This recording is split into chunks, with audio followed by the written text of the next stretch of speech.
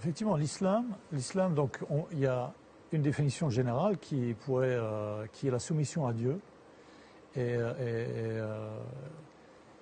la soumission par les actes d'adoration et le fait de réprouver le polythéisme. Ça, on va dire que c'est une définition générale. Et ensuite, on pourrait aussi le définir en fait par ces 5 piliers qui sont la profession de foi. Donc, le fait de déclarer que seul Dieu, seul Allah mérite l'adoration et que Mohammed est son messager. Ensuite, l'obligation de payer l'impôt qu'on appelle la zakat. Donc c'est un impôt obligatoire de 2,5% sur les montants thésaurisés pendant une année. Ensuite, le jeûne du Ramadan.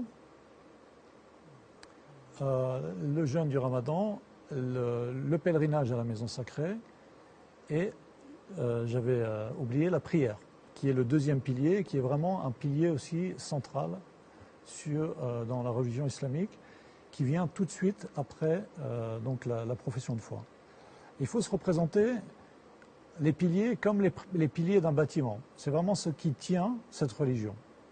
Et sa porte d'entrée, c'est le premier pilier, donc la profession de foi. Et ensuite, tous les autres piliers viennent en fonction. Donc la prière, c'est 5 fois par jour. Si donc on est capable, on la fait debout. Si on n'est on est par exemple malade ou infirme, on la fait assis ou même couché. Donc on a très peu d'excuses pour éviter les prières. En même temps, la prière, c'est vraiment une forme d'attachement et de rappel constant de Dieu dans la vie de tous les jours. Et ça, je pense que c'est quelque chose qui est très fort, parce qu'aujourd'hui, on est constamment, en fait, accaparé par les choses de ce bas monde, de la vie mondaine, et on a vraiment besoin de ce lien avec Dieu, donc ce lien direct, on s'adresse à Dieu dans sa prière, et c'est quelque chose qui maintient la foi dans un état élevé et qui entretient la foi quotidiennement.